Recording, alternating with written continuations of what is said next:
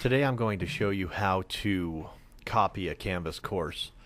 This is the kind of thing that you're going to want to do if you're beginning a new trimester.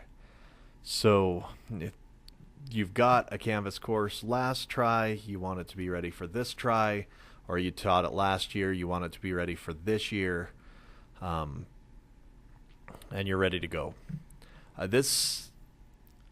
People who use Canvas a lot, this is one of their favorite features. And so I think you'll like it. I think you'll find it to be handy. So here I'm going into the new class. And you see that I have nothing in here. I could create a new module or I could add existing content. If I wanted to, I could click on this, but I'm going to show you another way in case there is something in here. So if you go to the settings, and then you choose to import course content. So this cool thing over here on the right side. So I'm going to import the course content. I'm going to pull it down. Now I've got to choose my content type. This is a drop-down menu, and I'm copying a Canvas course. Now you need to know the name of it, and a lot of them are the same. So I mean, look at this. Holy cow. That's a lot of financial literacy classes. But I happen to know that this one was mine. Why? I looked at what it was called. This is part of why I think it's a good idea to name your courses when you name them by having your name or some other distinguishing characteristic. I like the year and the term too.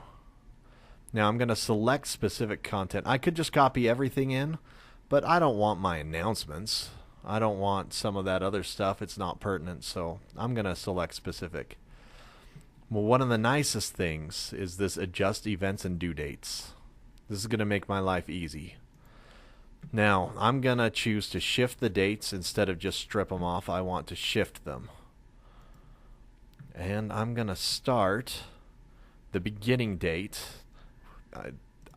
That would be the date that my old class started. My old class started on March 6, 2017.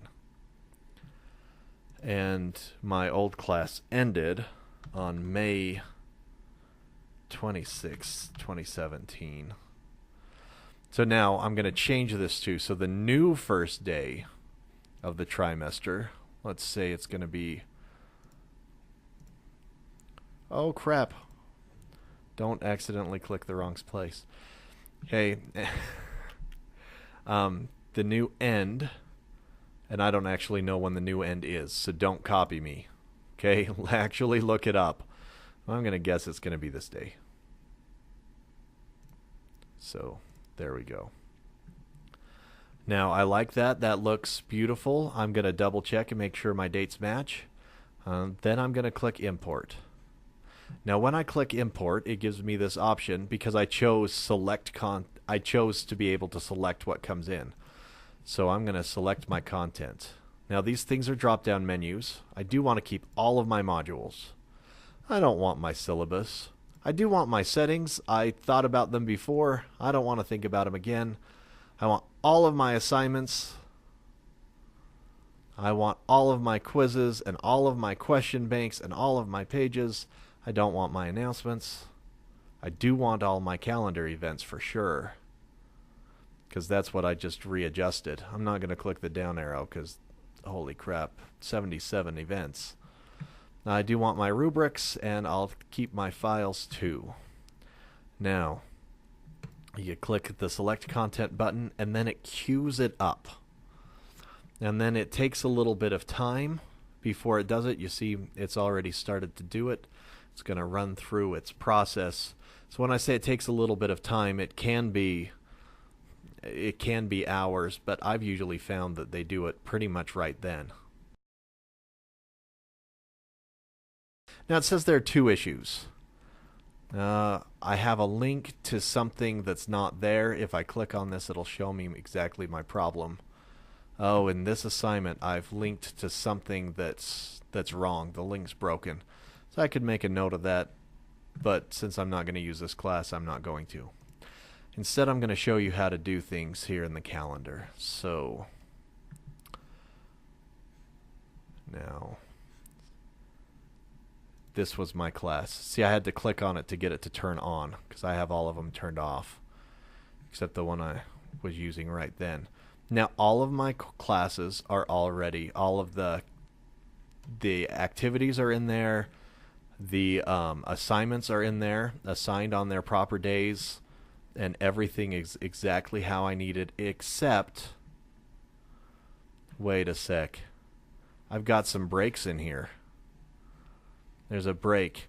It might have been Christmas break once upon a time. Since it was 2 days, it's probably, I don't know, that might have been spring break. So I need to fill that in. Now, to move stuff around, you can just click and drag it. Click and drag it. Unless you lose where you were, then that's bad. So I'd wait till it resets its spot. But all you've got to do is drag it over, and then you can move things into the spots where they belong. And that way you can adjust. I like to put the holidays in like I have here, so they're on a different calendar and they have a different color. Then I can see at a glance what I need to do. So here I'll go to the end. It's also easier to start at the end. Look, I've got some time here before the last day, so I'm going to need to move this stuff over to get it to be on the right day. There is a little bit of a problem. You notice it resets up to the top every time I let go. But as long as you're prepared for it, you know it's going to come. You'll be okay. So yeah, that's it. That's what I was going to show you. I'd do that between trimesters.